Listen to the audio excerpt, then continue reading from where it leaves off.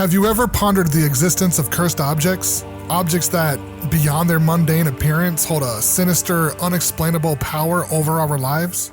Today, we dive into 3 such objects. The world is teeming with stories of ordinary things turned ominous. Diamonds that bring despair, mirrors that mirror misfortune, dolls that dance with death. All these tales of terror woven into the fabric of our folklore. These are not your typical items you'd find in a garage sale or a dusty attic. No, these are cursed objects, carriers of calamity, drenched in dread and shrouded in shadows. They've been passed down through generations, their stories whispered in hushed tones, their existence all too real for those who have had the misfortune of crossing paths with them. But among this chilling collection, 3 objects have caused more sleepless nights, more shivers down the spine than any other. Brace yourselves, for we are about to uncover the eerie enigma of the 3 malevolent artifacts from around the world.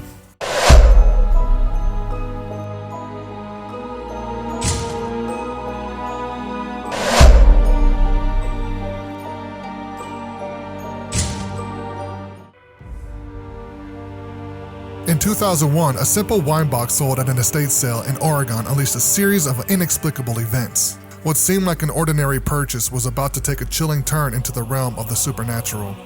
The item in question is known as the Dybbuk Box, a term which finds its roots in Jewish folklore. A Dybbuk, according to the ancient stories, is a restless, malicious spirit believed to possess and haunt the living. The tale of this dreaded Dybbuk Box begins with Kevin Mannis, a man of curiosities and the owner of an antique store. Mannis stumbled upon the box at an estate sale, sold by a woman whose grandmother had kept it sealed tight since the dark days of the Holocaust. Intrigued, Mannis bought the box, unknowingly opening the door to a series of unexplained and eerie occurrences. Little did Mannis know, he'd just invited a malicious entity into his life. Soon after acquiring the box, Mannis began to experience strange occurrences. The air around him seemed charged, an eerie feeling of being watched constantly nagging at his senses. His nights were plagued by nightmares, each more horrifying than the last. His dreams were invaded by shadowy figures, whispering in an incomprehensible language, their voices chilling cold, their eyes filled with malice. The nightmares were not the only unwelcome guests. A peculiar scent, a mix of jasmine and cat urine, started to permeate his home, its source untraceable. It was as if the box had brought along an unseen entity, a specter that was slowly seeping into every corner of his life. But the horrors did not stop at Mannis. The Dybbuk Box seemed to cast a dark shadow that reached out to those around him. His mother, a picture of perfect health until then, suddenly fell ill. A stroke, the doctor said. But Mannis couldn't shake off the feeling that the box had a part to play in this. His friends, his family, anyone who came into contact with the box reported strange incidents. Items moved around on their own, lights flickered, and an unsettling coldness descended upon their homes. Everyone who touched the box seemed to be touched by its curse. The Dybbuk Box, once a simple antique, had turned into a symbol of fear. It was as if the box was not just a container of wood and metal, but a gateway, a doorway that allowed the Dybbuk, the malicious spirit trapped within, to wreak havoc in the mortal world. Haunted by the nightmares, tormented by the strange occurrences, and heartbroken by his mother's sudden illness, Mannis found himself at a loss. He was trapped in a nightmare that he couldn't wake up from, a horror story that was all too real. Unable to bear the sinister events, Mannis decided to sell the box on eBay, passing on the curse to its next victim. Little did he know, this was just the beginning of a horrific journey that would span across continents and decades. The box changed hands several times through eBay, each owner reporting terrifying experiences. From the moment the Dybbuk Box was listed online, it seemed to carry with it a palpable sense of dread. Its new owners, unaware of the malevolent force they were inviting into their homes, were soon to experience a series of hair-raising incidents. One of the earliest buyers was a young student drawn to the box's antique charm.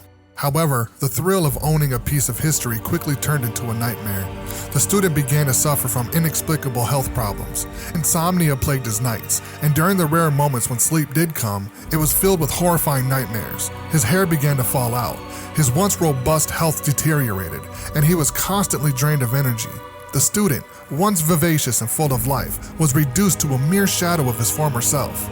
Meanwhile, the box continued its journey, passing from one unsuspecting owner to the next. It ended up in the possession of a museum owner who soon experienced his own share of eerie occurrences. Electronic disturbances became a common annoyance. Lights flickered without reason. Appliances malfunctioned, and the security system constantly tripped even when no one was around. But it was the unexplained smells that were the most unsettling. The owner would often walk into rooms filled with the scent of cat urine and jasmine flowers.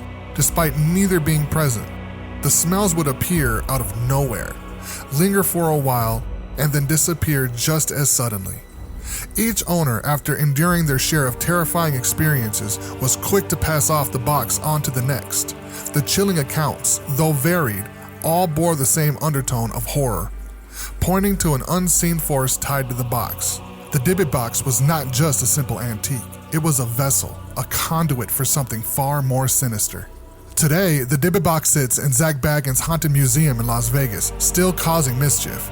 The box is no longer just a relic from a bygone era, but a modern-day magnet for the curious and the brave. Its reputation precedes it, and its chilling past seems to have followed it into the present. Among the many visitors the box has had, one stands out, the rapper Post Malone.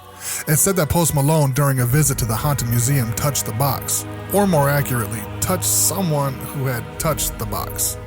What followed was a string of unfortunate events. His private jet made an emergency landing, his house was broken into, and he was involved in a car accident. All these incidents occurred within just 1 month of his encounter with the Dybbuk Box. But it's not just celebrities who have had a run-in with the Dybbuk Box. Regular visitors to the museum have reported feeling an onset of emotions, sadness, fear, even nausea, upon setting sight on the box. Some have claimed to hear strange voices whispering in their ears, and others have been so overwhelmed that they've had to leave the museum. Now, these incidents might be just a coincidence, or they might be the result of the power of suggestion. However, they've led a surge in interest in the Dybbuk Box, making it one of the most visited exhibits in the museum. Whether one believes in the paranormal or not, the Dybbuk Box continues to spark fear and intrigue. So what's the truth behind the Dybbuk Box? Is it really cursed, or is it all just a figment of our imagination? Over the course of our journey, we ventured into the eerie origins of the Dybbuk Box, the unnerving encounters of its various owners, and the chilling aura it holds to this very day.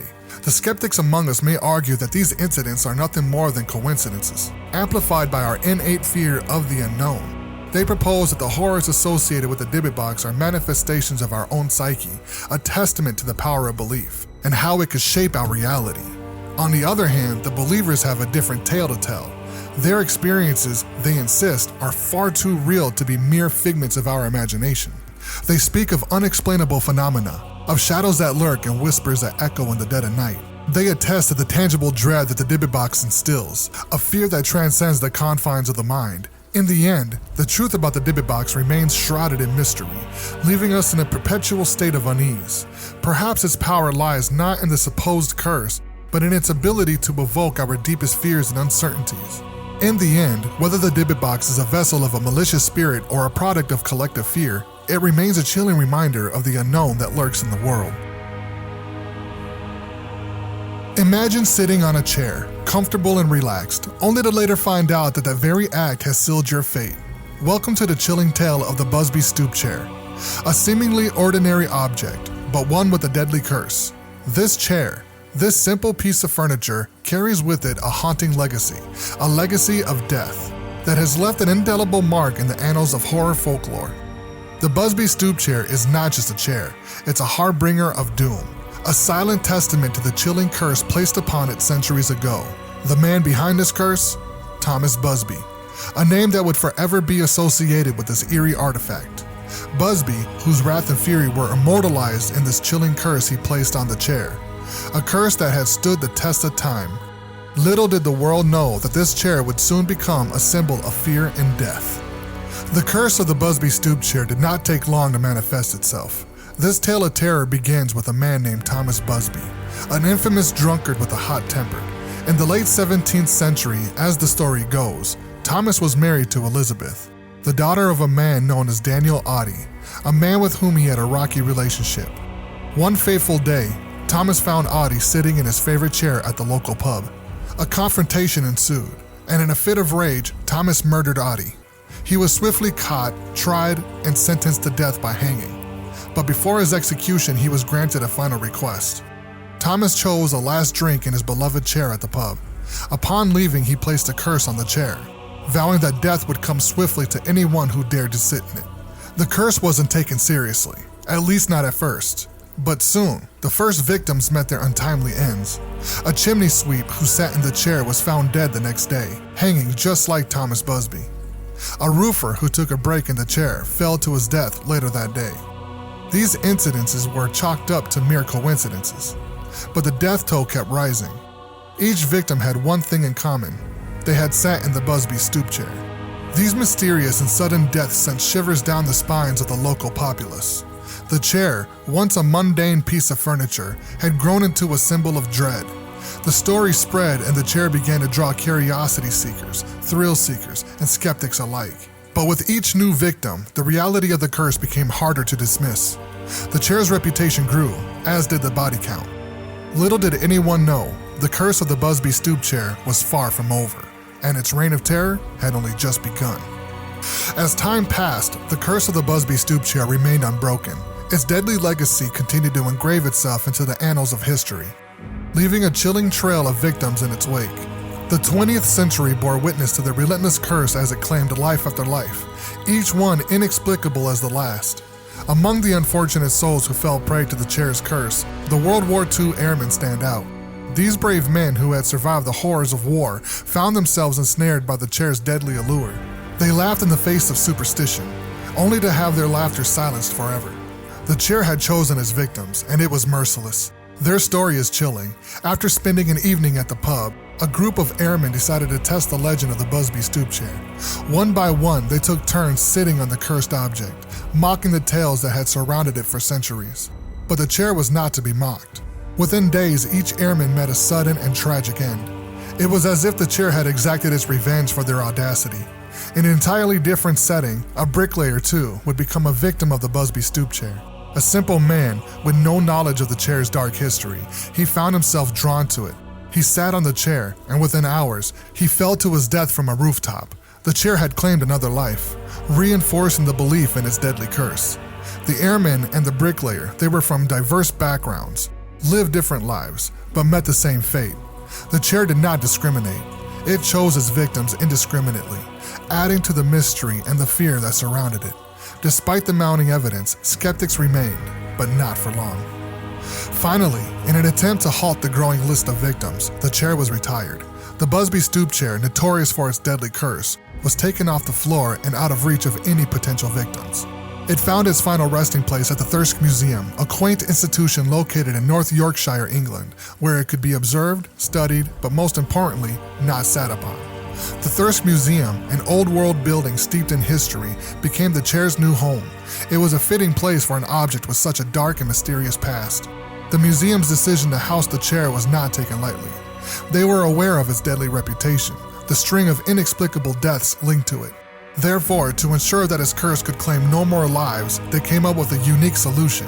Instead of placing the chair amidst the other artifacts, allowing visitors to sit and tempt fate, they decided to hang the chair.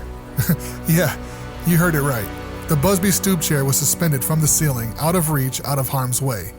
This was not a decision born of superstition, but rather a calculated move to protect the visitors. It was a display of respect for the powers the seemingly ordinary piece of furniture held.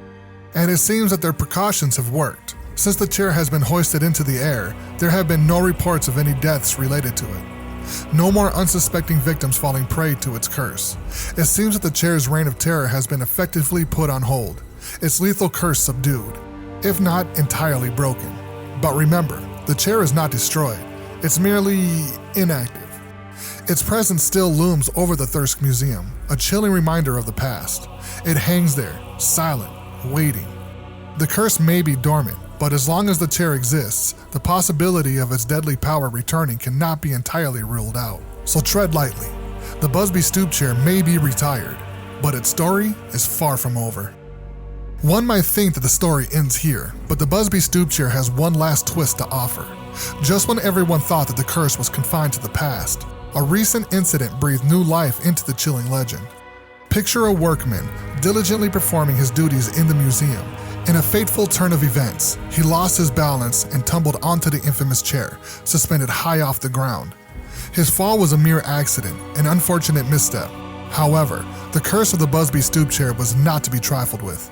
Following his unexpected encounter with the chair, the workman met a sudden, inexplicable end. This incident served as a grim reminder that the curse of the Busby chair, it seems, is very much alive. So remember, the next time you see a chair, think twice before you sit. It could be the last seat you ever take. A seemingly innocent piece of art, The Hands Resist Him, has a much darker tale to tell. This unsettling masterpiece was the brainchild of artist Bill Stoneham. Conceived in the year 1972, Stoneham's creation was initially met with intrigue.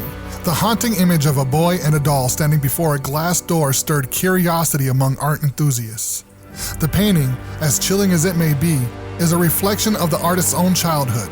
The boy is Stoneham himself, the doll a guide, and the hands pressing against the glass door, they symbolize the unseen forces that shape our lives. It was a silent, eerie commentary on the artist's perception of the world. As the years passed, the painting's allure grew, but so did the whispers of its peculiar nature. But it's not the eerie imagery that sets this painting apart. It's the series of misfortunes it's alleged to have caused. The painting's first owners, actor John Marley and a California couple, both met untimely deaths. John Marley, a renowned actor of his time, was the first known owner of this ominous piece. His life was fruitful, filled with fame and fortune, until his path crossed with The Hands Resist Him. Shortly after acquiring the painting, Marley's health began a precipitous decline. Despite countless medical consultations and treatments, his condition worsened with each passing day. It was as if an unseen force was draining the life right out of him. Eventually, Marley succumbed to his illness, leaving friends and family in stunned grief. The painting, however, remained untouched. Following Marley's demise, the painting found its way into the hands of an unsuspecting California couple. Initially drawn to the painting's unique aesthetic, the couple soon found themselves entrapped in a web of misfortune.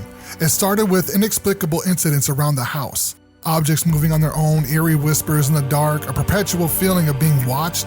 Despite the growing unease, the couple held on to the painting, dismissing the occurrences as mere coincidences. However, the incidents grew in intensity and frequency until they culminated in a horrifying incident. One fateful night, the couple's home was engulfed in flames. The inferno was fierce, consuming everything in its path. Miraculously, the couple escaped with their lives, but their home and belongings were reduced to ashes. Amidst the charred remnants of their lives, a single object stood unscathed: The Hands Resist Him.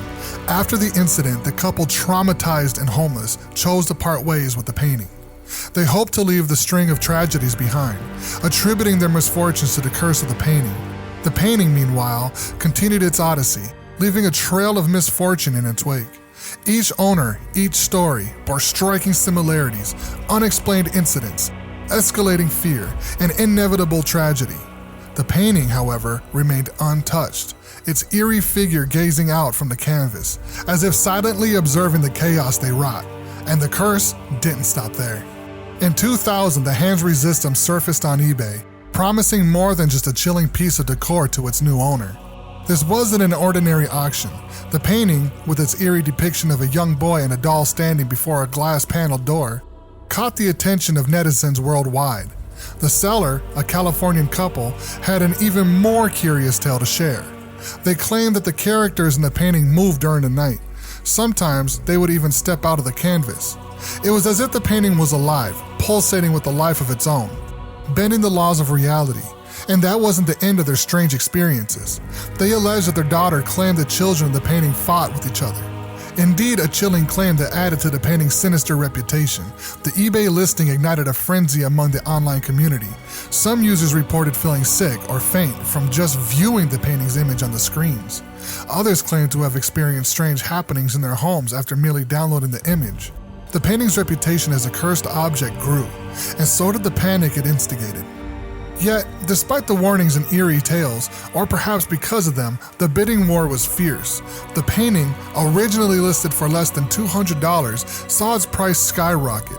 In the end, it sold for a staggering $1,025 to a gallery in Grand Rapids, Michigan. The sale marked a new chapter in the painting's history, but it also raised an important question. Would the curse of The Hands Resist Him continue to haunt its new owner, or had it finally found peace? Was the painting's power limited to the digital realm, or did it extend into the physical world? But did the curse continue? The story of The Hands Resist Him is far from over. The painting's new owner, gallery owner Kim Smith, didn't escape the painting's eerie influence. No sooner had Kim hung this unsettling piece on her gallery wall than the atmosphere began to shift. Visitors to the gallery reported a sudden chill in the room housing the hand's resistum, a chill not present anywhere else in the building. Strange occurrences soon followed. Some visitors experienced an overwhelming sense of unease, their hearts pounding as if the presence of something sinister. Others felt cold, unseen hand brush against their skin. The most unnerving of all were those who fainted outright, their bodies seemingly unable to withstand the painting's oppressive aura. And it wasn't just the people who were affected. Electronic devices within the gallery started to malfunction.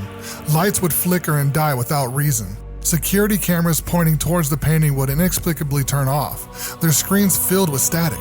Kim herself began to notice an uncanny interference with her own devices. Her smartphone would shut off abruptly, and her computer screen would occasionally freeze, displaying an image of the hand's resistum even when she hadn't accessed it. These inexplicable occurrences all pointed to one chilling conclusion.